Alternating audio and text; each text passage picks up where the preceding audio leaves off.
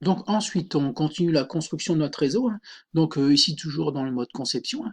Donc tant que vous avez deux machines en fait, que vous voulez faire communiquer et relier deux machines par un câble réseau, pas de souci. Donc on fait comme tout à l'heure, on prend le câble, on relie celui-là et celui-là, donc ça pas de problème. Alors là, il va y avoir problème, c'est quand vous allez vouloir raccorder, en fait, faire communiquer, connecter plusieurs ordinateurs entre eux, hein.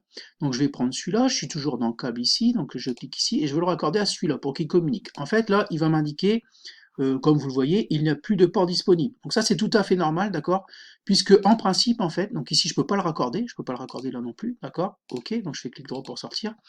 Donc ça, c'est tout à fait normal, puisque normalement, en principe, sur un PC, il n'y a qu'une carte réseau, donc on ne peut mettre qu'un câble, d'accord? Donc à partir du moment où il est déjà câblé avec une autre machine, d'accord, on ne peut pas le recâbler une deuxième fois, d'accord? Donc là, je viens dans le câble, j'ai essayé à nouveau ici, donc il me dit qu'il n'y a plus de port disponible, d'accord? Donc en fait, ici, vous allez faire clic droit, ici, supprimer ici ce câble-là, donc clic droit, supprimer le câble, et là, vous allez être obligé d'utiliser ce qu'on appelle un switch, d'accord? Donc c'est ce qu'il y a ici, donc je vais cliquer glisser ici, voilà. Et alors là, pas de souci, vous allez raccorder en fait tous vos PC sur le switch, d'accord? Donc un par un. Ça pose pas de problème, d'accord?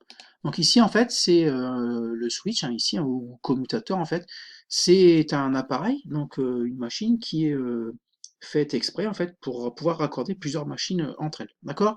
Donc ici, donc je vais faire clic droit, j'ai raccordé mes trois machines ici entre elles via un switch, et je peux cliquer dessus, et là je peux soit l'afficher comme un nuage, donc là il n'y a pas d'intérêt, et modifier son nom. Donc là, je vais mettre switch 1, d'accord, puisque c'est le premier que j'ai cliqué, ici, cliquer, glisser, et là, j'ai le switch 1. Donc vous allez voir que maintenant, je peux faire communiquer cet ordinateur-là à cet ordinateur-là, d'accord? Donc si jamais j'avais voulu faire communiquer ces trois ordinateurs ensemble, ici, avec des câbles, seulement des câbles, je ne peux pas. Il faut absolument utiliser un switch, d'accord? Donc plus de deux machines, forcément un switch. Alors en principe, hein, parce que normalement il n'y a qu'une carte réseau, mais bon, on peut éventuellement mettre deux cartes réseau, mais ça se fait pas en fait, hein, d'accord? Donc là, on va aller faire une simulation, d'accord? Et on va aller faire ici, donc on va faire pinguer ici celle-là, d'accord? Donc ici, on va ici, ligne de commande, donc on est bien sur la machine 01, et on va aller faire un ping, donc ping, donc on est sur la 01, on va pinguer la machine 3, donc 192.0.3, pardon, 192.168.0.3, entrée, voilà. Et là, en fait, vous voyez qu'ici, hop, ça va passer vert. Ici, on envoie bien 4 paquets via le switch 1. D'accord? Donc ici, on a 4 paquets transmis, 4 paquets reçus, 0 paquet perdu. D'accord? Donc en fait, ces deux PC-là fonctionnent tout à fait correctement. D'accord? Donc en fait, en gros, ce qu'il faut retenir ici, en conception, c'est que dans un même réseau, d'accord, si vous voulez connecter plusieurs PC entre eux, d'accord, il faut forcément un switch, d'accord? Donc après, on peut en rajouter, hein. Bon, je vais en remettre un ici, donc là, je vais prendre un PC fixe, d'accord? Donc là, c'est pareil, double-clic. Même chose ici, donc je vais mettre ordinateur, donc 1, 2, 3, donc là, c'est le 4, donc 0, 4, d'accord? Je vais mettre utiliser l'adresse IP comme nom, d'accord? Et ici, je vais mettre, alors là, pareil, les trois premiers doivent être identiques, donc 192.168.0, et là, je vais mettre .4, d'accord? .4, ok? Donc là, pas de souci. Donc 192.168.0.4.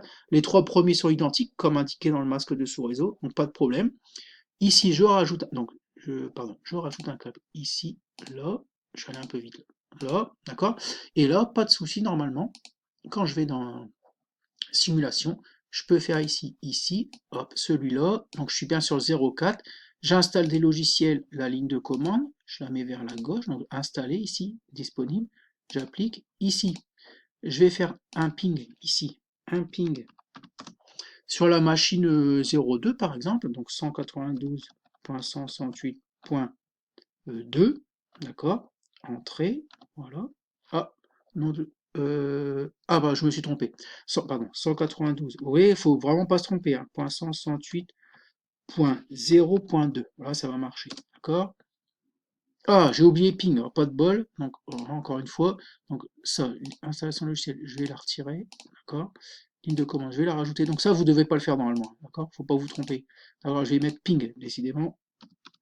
Ping 192.168.168.0.2. D'accord, donc je suis sur la 4, je vais pinguer sur la 2. Entrée, donc je suis sur la 4, je vais pinguer sur la 2. D'accord, ici, ici, par le switch 1. D'accord, donc j'ai pas 4 paquets transmis, 4 paquets reçus, 0 paquet perdu. Donc tout va bien. On peut dire que la machine 4 communique bien avec la machine 2, correctement avec la machine 2. Voilà.